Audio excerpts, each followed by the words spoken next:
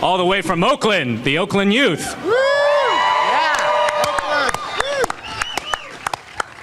Good morning, everyone. Eddie On, serving on the Commission on the Environment for San Francisco, and also the Executive Director of Brightline Defense, an environmental justice organization dedicated to empowering communities and sustainable environments.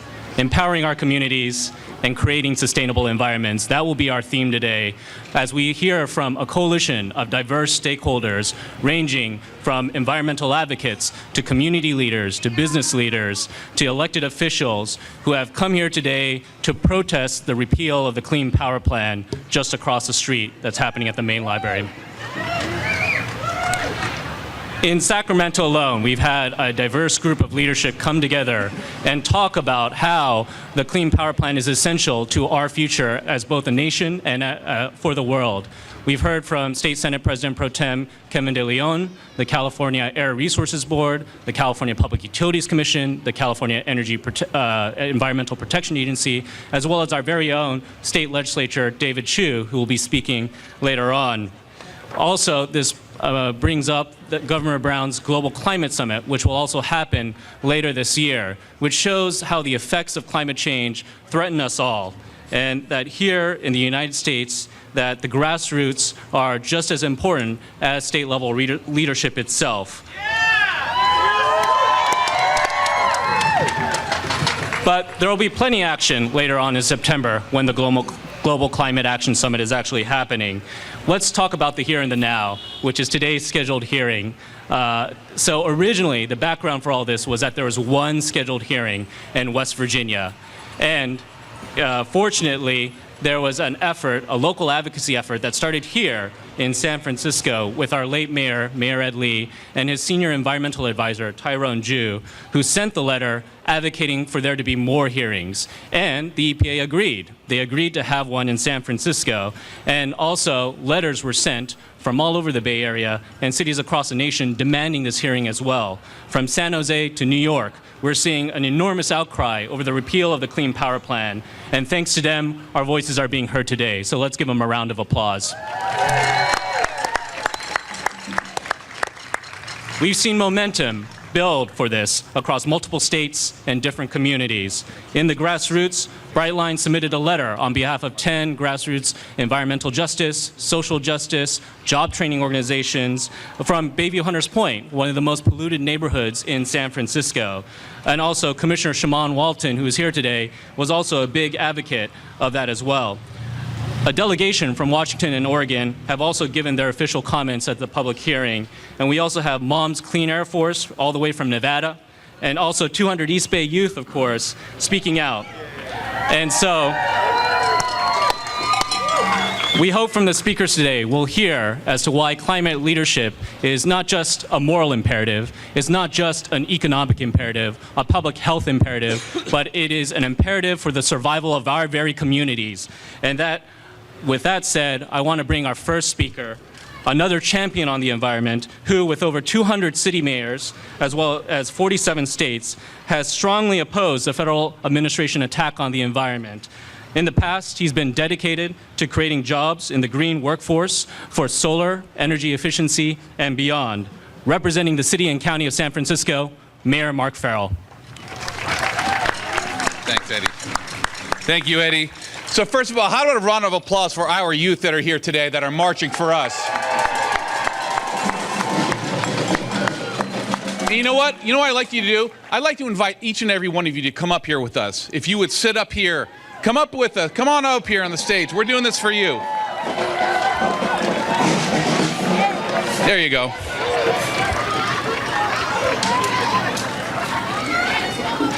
Much better.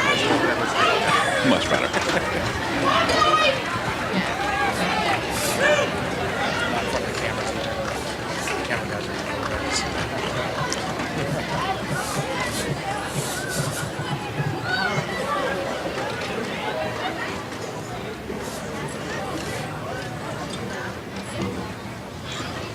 Can you guys squeeze in?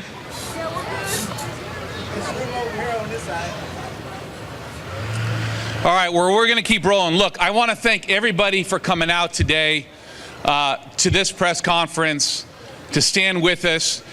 We are here today because we are letting the nation know that despite whatever comes out of Washington, D.C., no matter what topic, but on this topic on the environment in particular, no matter what they try and do at the EPA, no matter what they try and do in Washington, D.C., San Francisco will always be an environmental leader for our residents and the residents of our people across the entire globe. We in San Francisco will fight for clean energy programs that create great jobs here in San Francisco. We will fight to make sure that dirty fossil fuels remain in the ground. We will fight to defend our scientists and our researchers that know that climate change is real. We will fight for our residents to breathe clean air, to drink clean water in San Francisco. We will fight to protect our families. And right in front of us, we will fight to protect our children right here in San Francisco.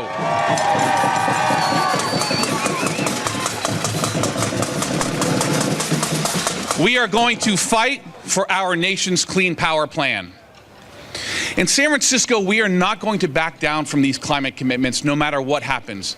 Because here in San Francisco, we know that this works. Thanks to our city's Clean Power SF program, run by Harlan Kelly, who is right behind us, and our San Francisco Public Utilities Commission. How about a round of applause? Thank you to Harlan. We are going to reach our goal of 50% renewable energy by 2020, and we will reach our goal of 100% renewable energy by 2030 right here in San Francisco. And everyone needs to take note that over the last few years, we have reduced our greenhouse gas emissions by 28%. And at the same time, our economy grew by 78% and our population increased by 19%. We can do this all together. We have erased the myth. We have erased the myth that a strong economy and a clean environment cannot go together. We in San Francisco are proving everybody wrong, and we want the entire nation to follow our lead. So today, let us send a message to Scott Pruitt and to the EPA and the Trump administration. We will continue in San Francisco to fight against any proposal that threatens American families, that threatens our children, and that threatens our environment. San Francisco stands, as Eddie mentioned, with more than 240 mayors across the United States, representing 48 different states and territories, and over 52 million Americans who are calling on the EPA to reject the proposal to repeal the Clean Power Plan. Let us save our Clean Power Plan here in America. Thank you, everybody.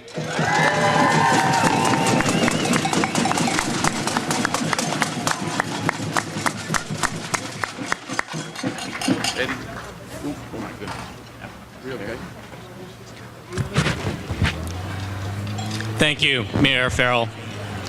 At this point, the next speaker almost needs no introduction. His work in philanthropy and in climate change has been felt across the United States. He's a business leader, a philanthropist, who believes that we have a moral responsibility to give back to our families on the benefits of economic opportunity, education, and a healthy climate. He is the founder and leader of Next Gen America, Tom Steyer. Hey, you guys. Just want to make sure this lady is okay up here. Is she okay? So, I was testifying at this EPA listening session this morning, and I was listening to the other people who are testifying. And the people from California came forward, and they were smart, and they were reasonable, and they were science-driven and data-driven, and from all different parts of the community. And I was very proud of what they had to say. But I was under no illusion that anyone in Washington, D.C. was listening to the facts or the arguments that they presented, which were basically a laydown. Because I know that in Washington, D.C., the people are listening to something else, which is money. They're listening to the money of the corporate contributors who are telling this president to keep going with fossil fuels. And so when I think about where we are as a country and what it means, what the Clean Power Plan means, it really has amazing resonance in terms of the protection of the American people, in terms of the protection of our democracy, and in terms of telling the truth. Because if you listen to those people today, and if you look at these young people, we know that if we don't clean up our air and clean up our environment and stop polluting, that we're going to have fires, and we're going to have hurricanes, and we're going to have floods. Wow. And we also know that the dirty air that has over 3 million Californians with asthma are going to be located in the poorest neighborhoods full of black and brown people, and that is completely unjust and unfair. We also know that if we do the right thing, we can create millions of good-paying jobs for the people in the community, that we can have lower cost fuel, that it's smart, it's health-giving, it will make us richer. But there's something else going on in what happened today. Intellectual honesty is a crime in any totalitarian regime. Wow. Are they coming here? Intellectual honesty is a crime in any totalitarian regime. That means the truth itself is not acceptable in Washington, D.C., unless it makes sense for them politically. And what that means is if we can't tell the truth, if we can't look at the science and be objective and do the right thing, then that means that's pretty much the end of our democracy. And we have a president who's refused to stand up for kids in terms of the shooting in schools. He's refused to stand up against the Russians when they hack our elections. And really, when he refuses to do the right thing on climate and energy, he's saying, I'm more interested in campaign contributions from my fossil fuel donors than I am in the health and safety and prosperity of American citizens, like the kids who are sitting here right now. That is a terrible threat to everything we stand for. It is an absolutely right at the heart of our democracy, our health, and our prosperity. That's why we're going. Thank you very much. We need to get rid of this man. We need to change the regime. We need to make a difference and bring San Francisco values and San Francisco brains to the forefront of America.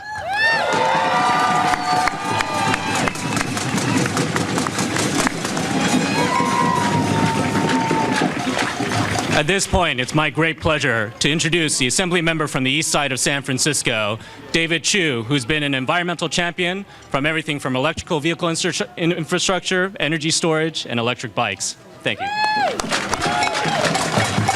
Good morning, California.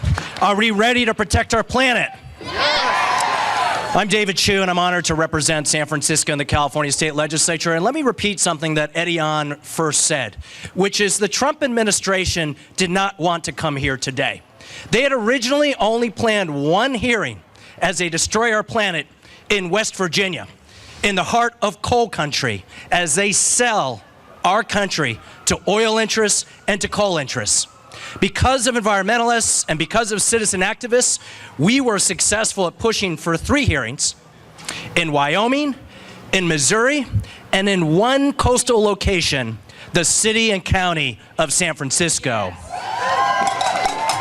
So it is important today that we stand up and that we be loud. Are we ready to be loud? I am proud to represent the California State Legislature. Our legislature has led the country when it comes to the environment. Every single Democrat and a handful of courageous Republicans have ensured that we have put in place the cap and trade system that is leading the world in how we reduce CO2 emissions. That we have put in place a green and clean economy that's proving what does it mean to be less dependent on fossil fuel. That we are building a state that does not have to rely on oil. Let me tell you, for me though, this is as personal as it is for all of us. My son turns 2-year-old today. And I have read that if this plan is not put into place by 2030, his classmates, by the time he's in high school, will suffer that year 90,000 asthma attacks. That there will be 300,000 school days and work days missed because of the pollution in our air. And we think about what's going to happen in a few years. How many feet of sea level rise are we going to see in our bay? How many fires and droughts and extreme storms and mudslides are we going to experience? Is it going to be every month, every week, or every day? We are here because these kids deserve a planet that is better than the planet that we have right now. And we're here to say we're ready to defend our planet, we're ready to defend our country, and we're ready to defend California. Are you ready? Yeah. Are you ready? Thank you so much. It is my honor to introduce the next speaker, someone who's been leading the fight for the environment here in the city and county of San Francisco, who's been standing up for the voiceless, who's helped to put together a clean power plan here in our city, who has banned styrofoam, who worked with us to tell pharmaceutical companies you can't put unused medications into our toilets, the president of the San Francisco Board of Supervisors, none other than London Breed. Thank you, Assemblyman Chu. Hello, environmental leaders. We are standing here for one reason and one reason only: to fight for our planet and to fight for the future generations. These young people sitting right here today, we have to do everything we can on a local level to make it clear to everyone in Washington, D.C., everyone who is trying to turn back the hands of time to destroy our planet, that we are not going to take it. We are here to stand strong and proud to say that we support moving clean power forward all over this country. We will not allow the next generation to bear the brunt of the decisions that have been made that have put us in this position in the first place. Here in San Francisco, we have led on environmental issues, as Assemblymember David Chu has already said. We move forward with Clean Power SF, the single most important thing we can do to combat climate change. We ban styrofoam, the largest ban of styrofoam in the country. And we push forward drug take-back legislation that kept over 40 tons already out of the bay and landfill. But we are not done. We are not done. There is more work to do. And I'm proud that yesterday the legislation I introduced to make it clear that we don't support what this administration is trying to do to turn back the hands of time, that we unanimously at the Board of Supervisors passed legislation to ask this administration to uphold the Clean Power Plan introduced by the Obama administration.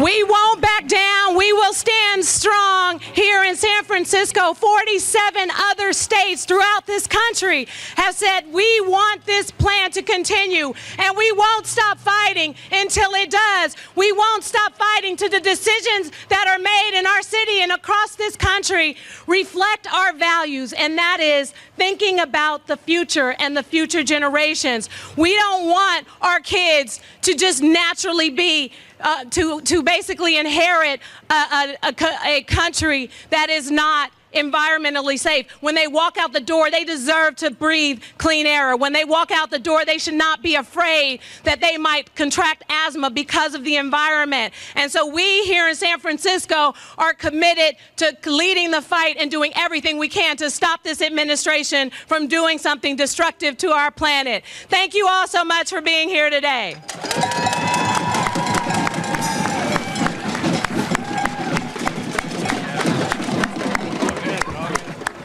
And now, the Army, the soul of this rally. Oakland youth have come today to protest the repeal of the Clean Power Plan. It's again my pleasure to introduce the Warriors for Justice from the Urban Promise Academy. Two speakers. Come on up.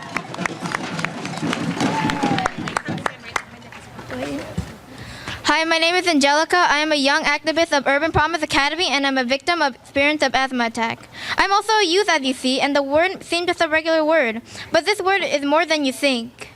We are the next generation of the adults today, and to create a future for the next.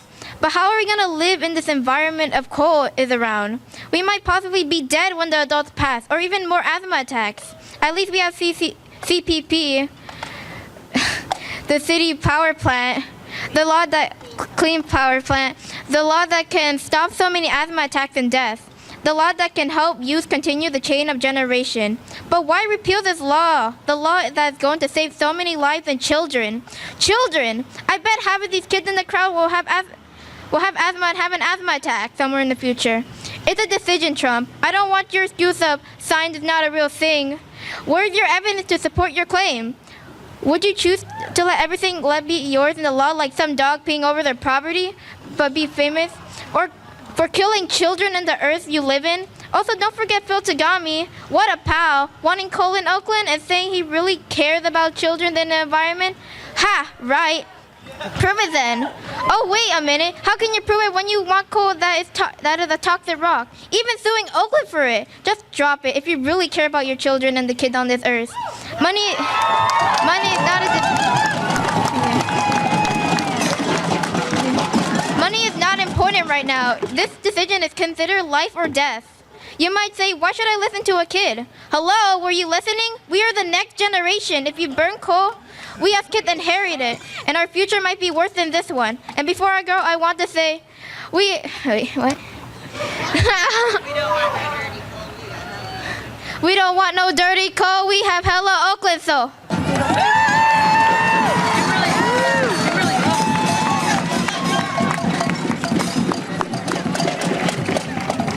We haven't done an honest evaluation of the role energy efficiency can play in our economic development and our energy future as a state.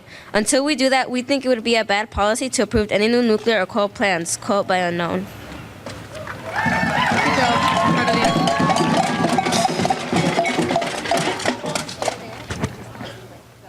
This coal has no lives. People could die or have died because of coal. I have friends at my school that have asthma. We could be affected by this. We could be affected by this. It's not a joke. Wake up. Just because you're okay now doesn't mean you'll be okay later. Wake up. If you haven't or don't want to, let me tell you why you need to wake up. Think about us kids. We have a life to live. Do you want us to die? Do you have kids? Do you want them to have a future? If you don't, I don't care. Listen up. I'm just a kid. You're probably older than me, and I probably think more about your kids' future than you do. I want kids to be happy. I want them to grow up. I want them to be healthy. I want them to have kids. I want their kids to have grandkids. And if we don't stop this coal action, then they won't have that.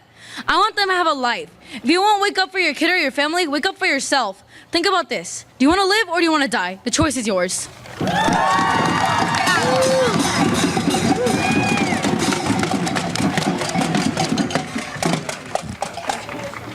This world we live in at this very moment is all we have. It breaks those kids' heart to know that the people who are supposed to protect our environment are destroying it. Children like us have to fear the government because of what they are doing. Is the world supposed to be like that? Should we fear the people that should protect us? Will we ever be safe again? Why is the EPA doing this? Shouldn't they protect our environment? All of these questions form in our heads when we think of this crisis. Children and people in parts of the world have to wear a mask to step outside. Should our country follow their lead?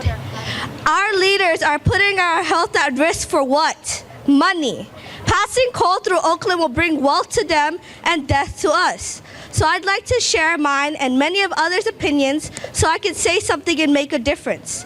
We kids are trying to help our planet by reducing the amount of pollution polluting our clean air. Coal is a cheap form of fuel full of profits for the rich and toxins for the poor. It causes black lungs, cancer, asthma attacks. It causes so many things that risk our home, Earth. So many animals are going extinct because of us humans. We should protect them. We should be protecting them, not harming these animals. Climate change like this takes a while to be noticeable, maybe 30 to 40 years. It shouldn't have been so hot in Oakland last September, but it was. And things like this keep happening to the point us children have to speak up. We don't want our Earth to die like this. We don't want to die knowing our own EPA wanted money, so they put our lives at risk.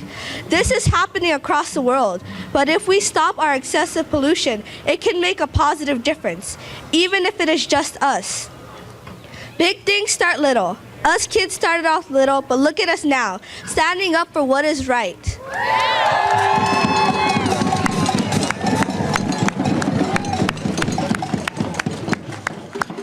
We are here to make a difference. We want to live. We want our children to be safe and happy. I want to know my grandchildren will lead long and healthy lives. Our future generation is at stake. Many of you have children, right? Don't you want them and their family to be safe? Don't you care about their health? If we keep this up, we will be at stake. If we keep increasing global warming, we are putting everything and everyone we love down. If we do terrible things that our officials believe we should, humanity won't last. Everything we do now is leading to something big. Outcomes will form, different paths to be taken. They all depend on now. Just because we are humans does not negate the fact that we can go extinct, because we can, just like any other species. And I cannot believe anyone would want their bloodline to die. This is why we must start now, by not letting coal destroy us. Because, as I said, big things start little. Huge changes were just once a group of people wanting to make a difference. And future changes are us kids wanting a better forthcoming. This speech leads down to what I want, what we want as children and as people. We don't want coal in Oakland or anywhere. What we do want is clean air, because clean air leads to a better future. And we must have responsible and aware leaders if we want a better future. So please listen carefully to what we say, because it does affect everyone. It affects wildlife, it affects me, it affects us, it affects you. And I am sure you would love to live past 80, maybe enough to meet your great-grandchildren. I understand we all have different opinions, and since I have heard yours, I would like you to listen to mine. And I hope you have, because that would make me extremely happy. This is the only Earth there is, so we must protect it. We have to let Earth breathe.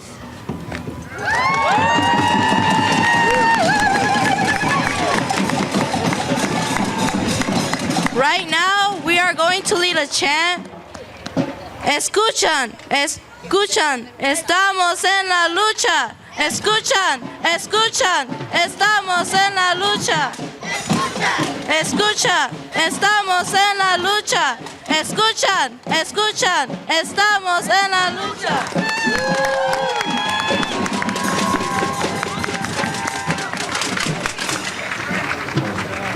So an announcement for the Oakland youth. Your teachers would like you to start moving toward the sidewalk at this point, toward this the corner. So you can go back to school, sorry. Yeah!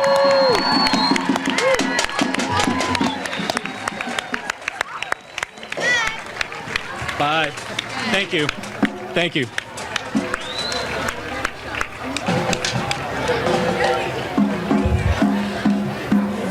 There's a number of other folks who are here today in the crowd to recognize. We have representatives from Senator Scott Wiener's office, Senator Kamala Harris's office, as well as Berkeley City Council member Ben Bartlett here today.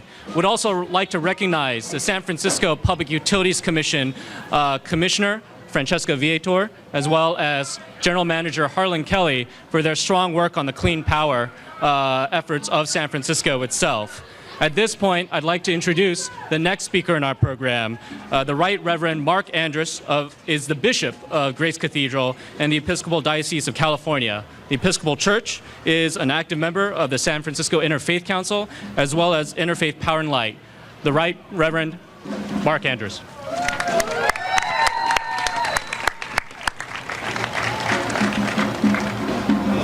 As the light is leaving, I'd like to ask all of us to just stand for a moment in honor and in prayer, if you're given to prayer, or in intention, if you're given to intention, for the woman who was the polar bear for us, who is being taken away let's have an intention for her health and for her witness, and to understand that she was standing up for that which matters. And that's what you're doing. So she stands for you and me and this planet. And if we don't stand up, if we don't show up, there won't be something to show up for. So let's just take a moment of silence.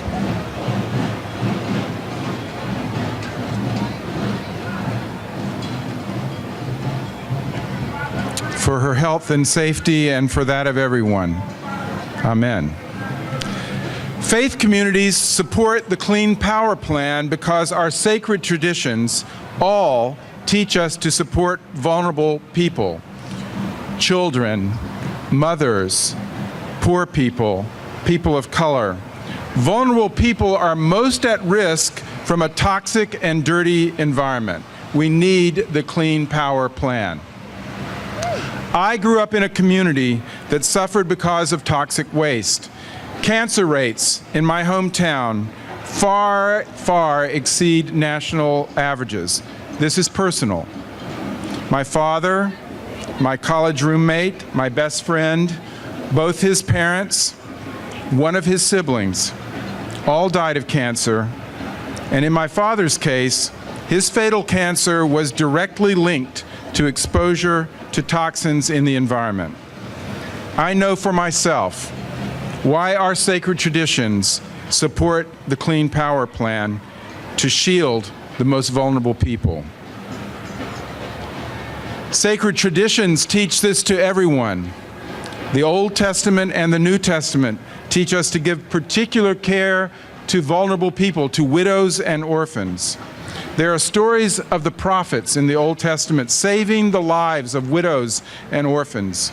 Jesus and his followers protected, cared for, healed foreigners, widows, orphans, and children. The Clean Power Plan is a way that faith communities can care for vulnerable people. We need the Clean Power Plan.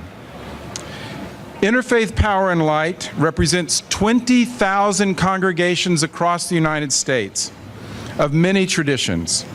I lead the Episcopal Diocese of California, which is 81 congregations, 24,000 people across the Bay Area. IPL and the Episcopal Church have supported policies for a clean environment for over 30 years. We of the faith communities renew our support for the Clean Power Plan so that we can continue to support vulnerable people. When the governor summons us all to the summit this fall, the Global Climate Summit here in San Francisco, which is a world movement that he is leading, we're still in, it will start at Grace Cathedral with an interfaith service of every tradition from indigenous religions through all the world religions. The faith communities support a clean earth, a healthy earth for all the vulnerable people. Join me.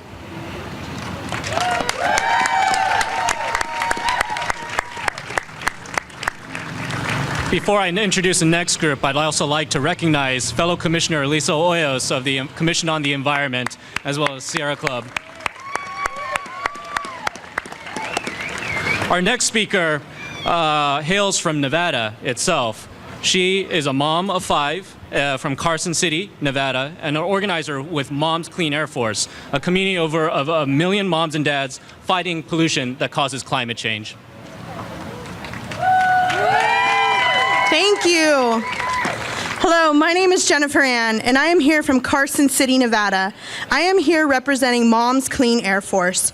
We are a force of over 1 million moms and dads across the nation, and we are a community of parents fighting pollution that cause climate change.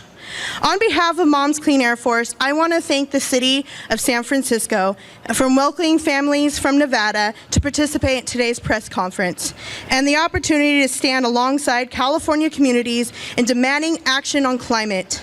I am also honored to stand here with Lisa Hoyos from the Sierra Club Climate Parents. who are incredible allies, organizing families for clean energy and climate solutions. Today I am here to use my voice to protect the Clean Power Plan because my children and all children deserve to be protected from climate change today and in the future. As a mom, this is so important to me. It's my job as a mom to nurture and protect my 5 children. That's why I oppose with all my heart to the destruction of the American Clean Power Plan. Everyone who has a child or who cares for a child should be raising their voices against this reckless rollback. Climate change is real, it's happening now, and we need to take action as a nation to address this problem. Where I live in Nevada, I can see and feel its impacts almost every day. Last year, 3 floods hit my valley, the Carson Valley, within 2 months. That extreme weather and climate change makes it worse. Warmer temperatures and more frequent droughts caused by climate change are making wildfires more dangerous and last longer. My middle son suffers with asthma. This is directly triggered by smoke. When the wildfires become worse, his asthma becomes more triggered. I am constantly in fear on how well my son is breathing. If I don't stop and monitor his health and make sure that I'm protecting him from this bad air, it could kill him. As his mom, I do not accept doing nothing as a viable response to the climate pollution that is directly endangering his life. Nothing is more precious to me than the health and safety of my children. The proposed rollbacks of the American Clean Power Plan is an effort to the American moms and dads like me who want to protect the health of their children. The American Clean Power Plan can prevent 90,000 asthma attacks and 300,000 missed workdays of school by 2030. It is the most significant action that the U.S. has ever taken to address climate change.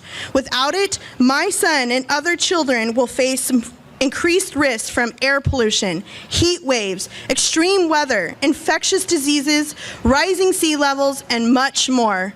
Carson City moms, Reno moms of Nevada, and California moms, American moms, we want a solution to this problem. We want our children to be happy and healthy, to breathe clean air, and to drink clean water, to enjoy the healthiest of futures. Parents across the country are waking up to the urgency of this issue, and we are demanding our leaders to take action now. We want to keep the Clean Power Plan, and our children are depending on it. Thank you.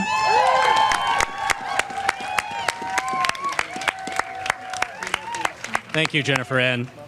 There are also 4 other enviro groups to recognize today: the Center for Climate Change and Health, 350.org, EDF, and NRDC for their strong action as well.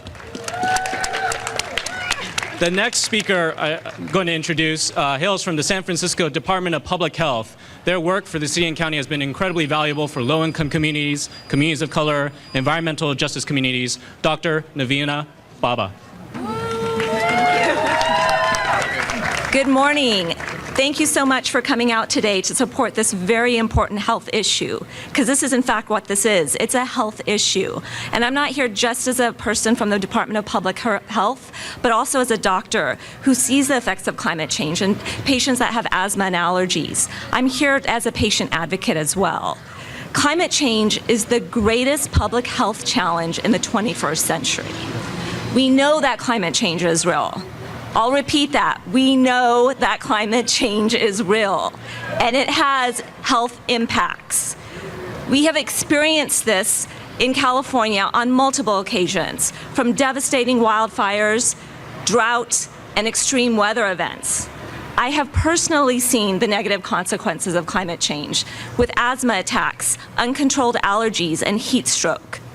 We also know that climate change disproportionately impacts those of people of color and low-income communities. Climate change worsens already unacceptable health inequities. The Clean Power Plan is a crucial tool to fix these problems.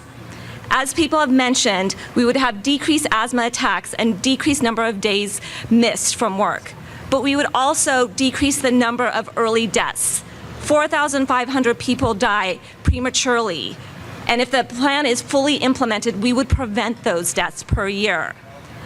Repealing this plan puts us at risk. We should be putting all our efforts into implementing the plan. It's a smart policy for our economic future, for our climate, and for our health. I am proud to say that San Francisco is a climate leader and committed to clean power, as is the healthcare community. I am surrounded by leadership from the American Lung Association, from the American Pediatrics Association, and from multiple other partners, including our California Nurses Association. We all believe that climate change is real and it's a major health issue. We need to redouble our efforts as a nation to reduce greenhouse gas emissions. Together, we can act. We can promote the health and sustainability of our communities and make everything equitable in moving forward. Thank you.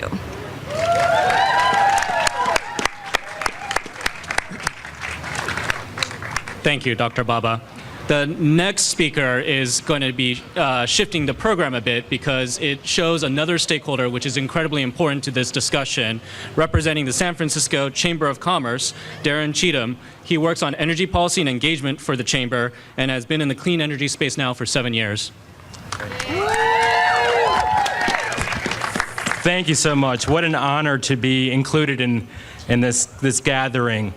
It's really encouraging to see so many people come together today for such an important issue, particularly the youth, because I think, as we all know, with a lot of the topics we're grappling as a nation, they're going to face the impacts for our inaction.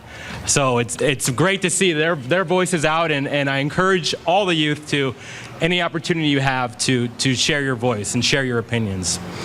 So I'm here, as was mentioned, representing the San Francisco Chamber of Commerce and Chambers for Innovation and Clean Energy, which is a national network of over 1,200 local chambers supportive of clean energy.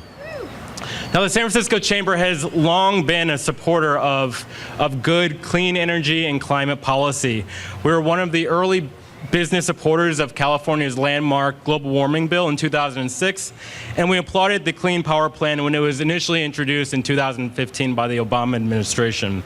And it wasn't just the San Francisco Chamber of Commerce that was supportive of the Clean Power Plan. It was hundreds, even getting as much to thousands of local chambers throughout the country that supported the Clean Power Plan. So this is a movement among local chambers as well.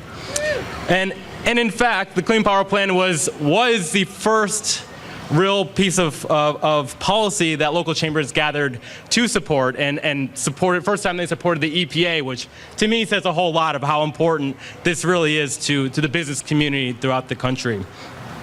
Now, we did so because we know that investing in clean energy is good for the economy and good for local economies throughout the country. That's San Francisco, that's the greater Bay Area, and that's communities throughout the country. And from technologies like electric vehicles to energy storage to new renewable technologies like offshore wind, we know that clean energy is creating market opportunities for businesses throughout the country. And that's why we see the private sector driving renewable energy and energy efficiency investment. From the sales forces, which we'll hear soon, to the Amazons and the Apples, they're not only making strong commitments to clean energy to power their own facilities, their own campuses with clean energy, but they're making clean energy an important criteria for where they invest their money. So it's being driven a lot by the private sector, and the private sector finds it's a huge, important issue. And it's not just the big companies, it's not just the Apples, but it's also the small and medium-sized businesses that are looking to clean energy to cut their costs. It's really, really important. And I think there's one important fact that we shouldn't ignore either, is that clean energy is the fastest growing energy sector in America. The Clean Power Plan could create over 500,000 jobs and could add another $52 billion to the American economy by 2030. So a repeal threatens all of this promise, and it will also diminish America's position in the global clean energy innovation race, which we're seeing other countries really invest more and make stronger commitments towards. So a repeal simply runs counter to the nation's need for a healthy and competitive American economy. So if there's one thing I want you all to take away from my remarks today, it should be this. The San Francisco Chamber and chambers all over the country supported the Clean Power Plan in 2015, and we support it now. We support it because we know that clean energy attracts investment, it creates jobs, supports healthy communities, and helps the U.S. remain a leader in the global clean energy innovation race. And let's not be fooled by the powers that be. We don't have to choose between a healthy economy and a healthy environment. We can and we must demand both. So finally, I just want to applaud the continued leadership of the San Francisco business community and businesses all over the country who support the Clean Power Plan. Let's show that America is indeed open for business and not repeal the Clean Power Plan. Thank you. The next business leader I'm going to introduce is a representative, the head of sustainability from Salesforce, Patrick Flynn, which employs over 30,000 employees and is globally recognized as a technology leader. Mr. Flynn.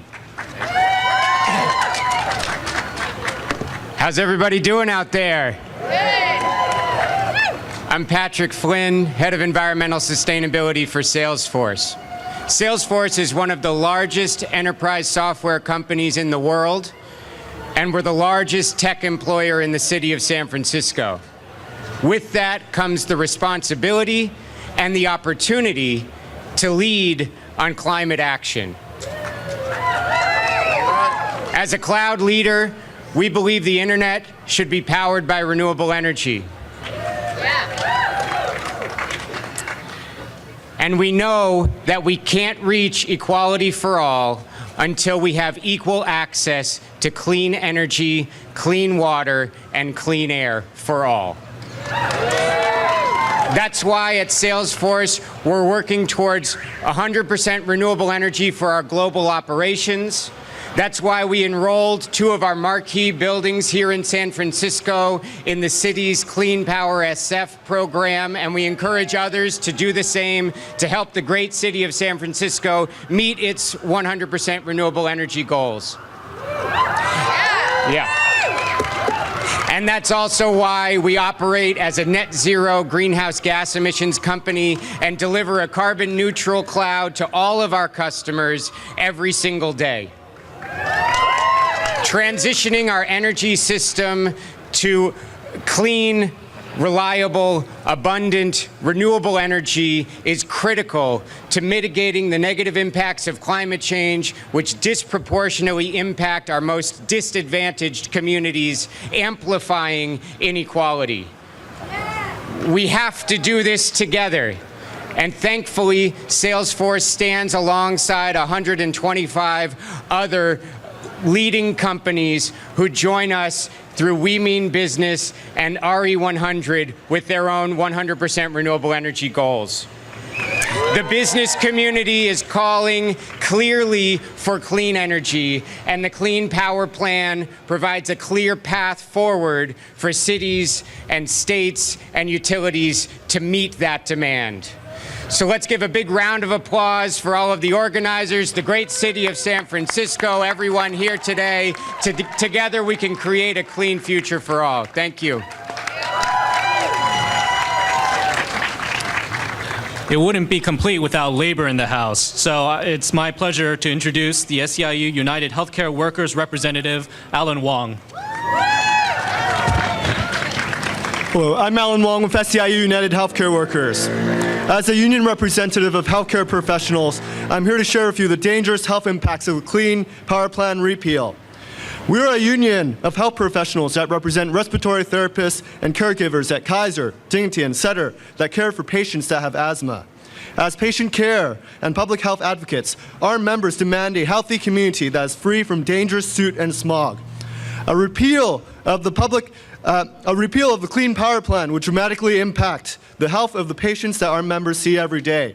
According to the EPA's own data, the Clean Power Plan by 2030 prevents up to 3,600 premature deaths, 90,000 asthma attacks in children, 1,700 heart attacks, and 1,700 hospital admissions. This repeal puts the interests of corporations looking to profit over children that will suffer from asthma attacks and retired seniors that cannot afford high healthcare costs. Dirty air and water will benefit corporate CEOs that will now have less oversight while harming working Americans living in polluted areas. Repealing and disrupting the health of thousands of children and seniors is a crime. Repealing and putting the financial interests of the big coal CEOs over Americans is a crime. I don't know how Scott Pruitt sleeps at night, knowing that he is giving thousands of children asthma attacks. We need to continue the path of clean air and water for Americans. The EPA needs to continue the implementation of the Clean Power Plan. Thank you. Right before I introduce our penultimate speaker, I'd also like to recognize Benicia Planning Commissioner Carrie Birdseye, coming all the way out from Benicia. Thank you. Our second to last speaker hails from the Oakland City Council, Dan Cobb. He represents District 1 and also has been a strong ally of Sierra Club, as well as vice chair of the East Bay Community Choice Energy. All right, how's everybody doing?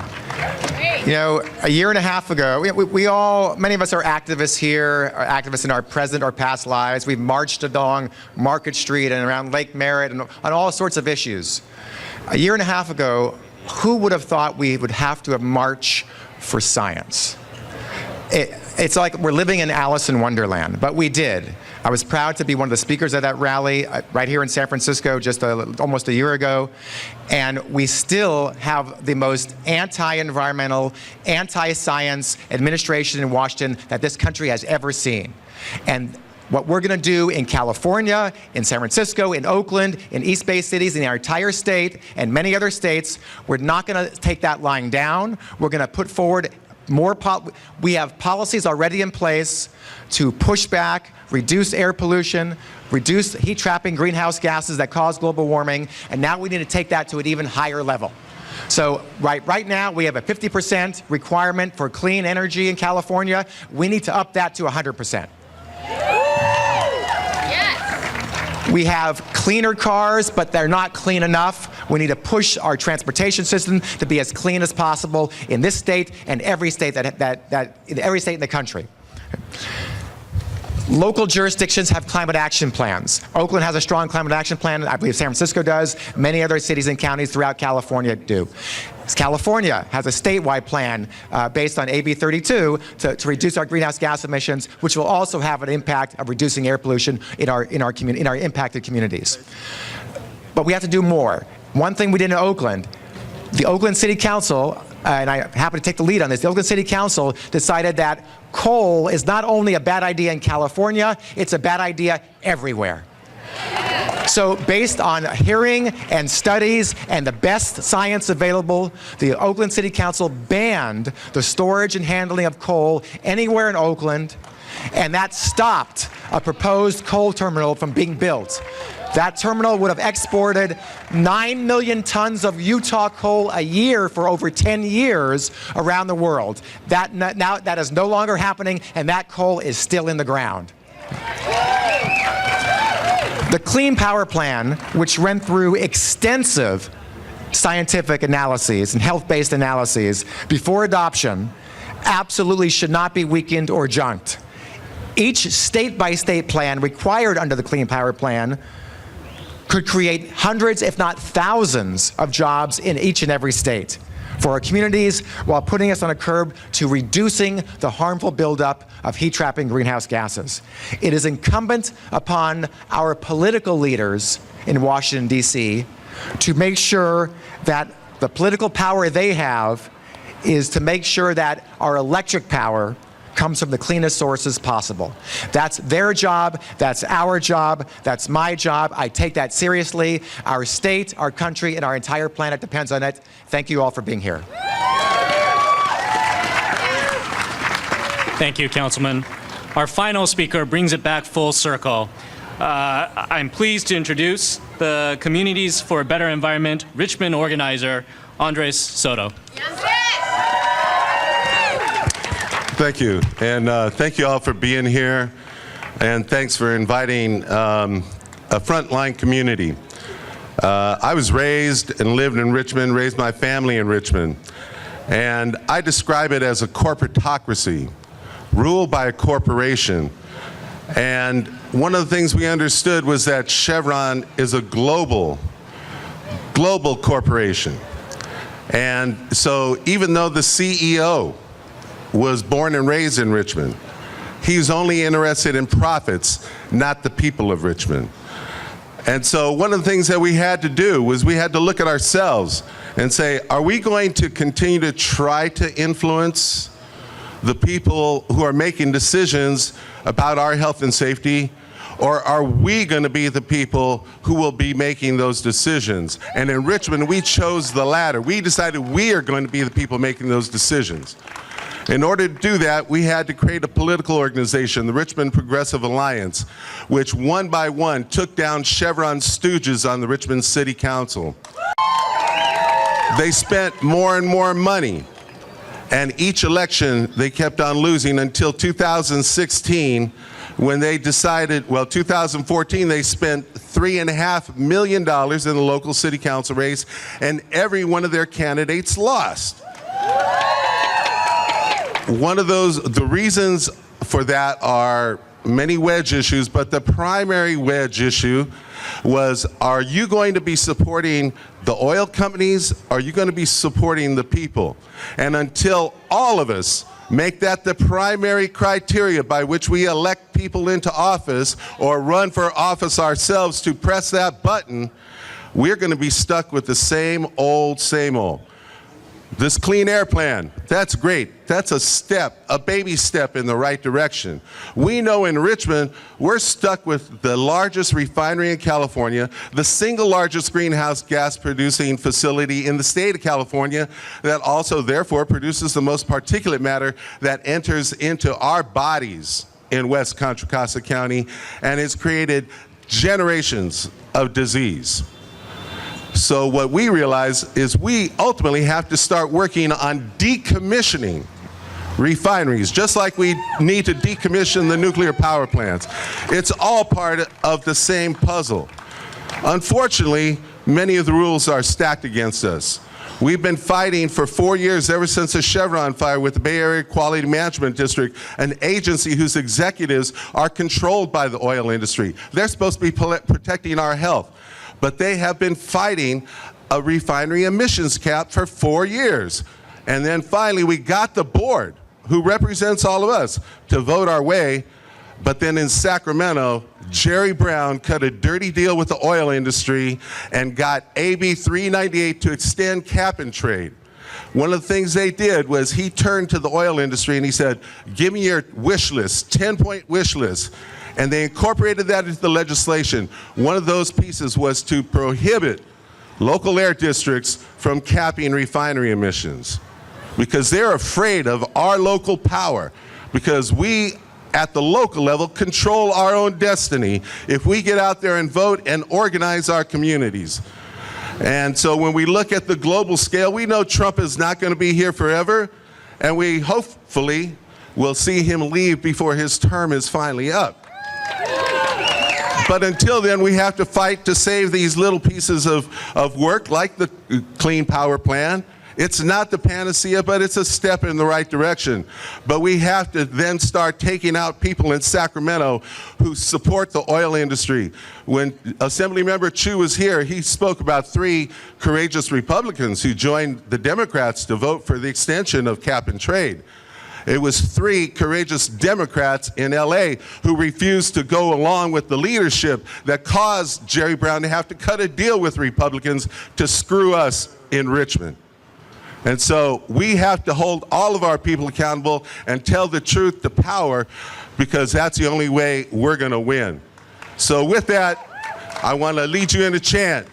Clean power is our right. Clean power is our fight. Clean power is our right. Clean power is our fight. Clean power is our right. Clean power is our fight. Thank you so much.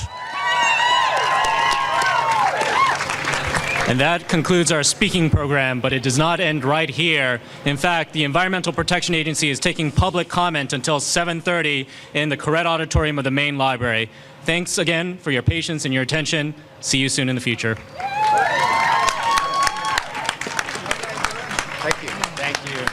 Yeah, nice to meet you. I was going to come your way. Hi. Hey, Kai, Patrick. Nice to meet you.